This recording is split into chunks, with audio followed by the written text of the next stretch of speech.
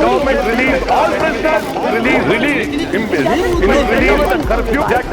नमस्ते, मैं हूं सौरभ और आप देखना शुरू कर चुके हैं हमारा खास शो संसद में आज, जिसमें हम बताते हैं कि राज्यसभा और लोकसभा में आज क्या क्या हुआ।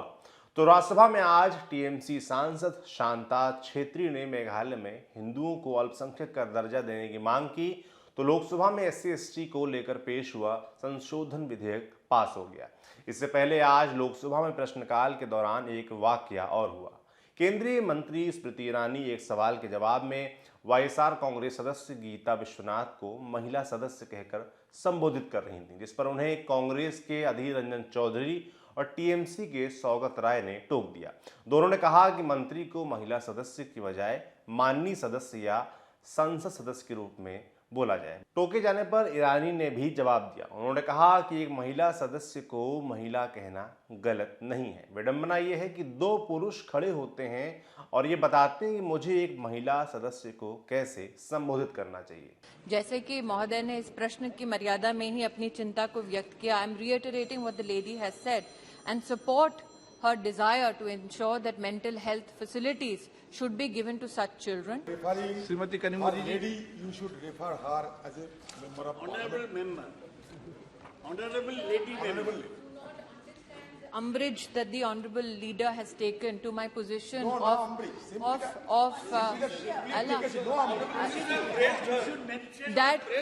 that he would devoid her status as a lady is something which is flummoxing me, but I would, it is quite ironical that two men stand here to tell me how to address a lady.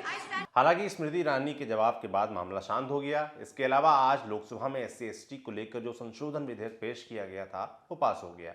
इस विधेयक के पास हो जाने के बाद अब UP के 4 नए बने जिलों में कुछ आदिवासी समुदायों को अनुसूचित जनजातियों की सूची में शामिल किया जा सकेगा। यह विधेयक उत्तर प्रदेश राज्य की अनुसूचित जनजातियों की सूची में निम्नलिखित बदलाव किए जाने का प्रस्ताव है। उत्तर प्रदेश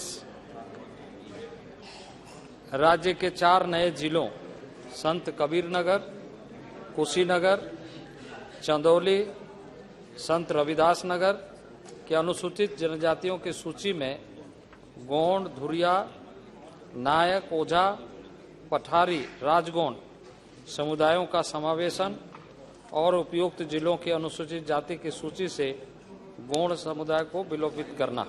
इसके अलावा केंद्रीय मंत्री जितेंद्र सिंह ने लोकसभा में भारतीय अंटार्कटिका विधेयक 2022 पेश किया। कुछ विपक्षी सदस्यों की ओर से इसे लेकर आपत्ति जताई गई।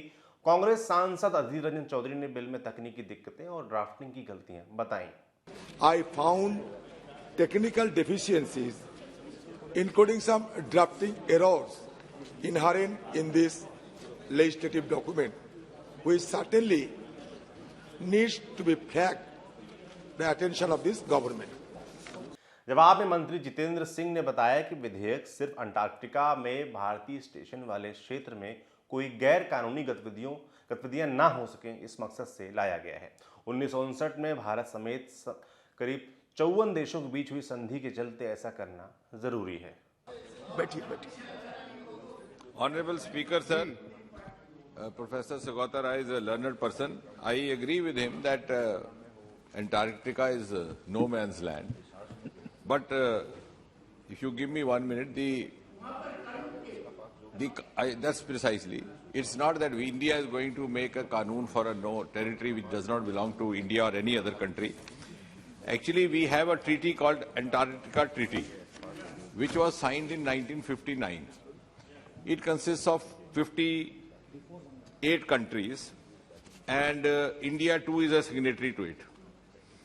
Now, India also enjoys the consultative status of these 54 countries or 50. Lok Sabha में आज जनहित के मुद्दों से जुड़े निजी विधेयक भी पेश किए गए। इसमें हाईकोर्ट की अतिरिक्त बेंच की मांग और बेरोजगारी भत्ता जैसे मुद्दे उठाए गए।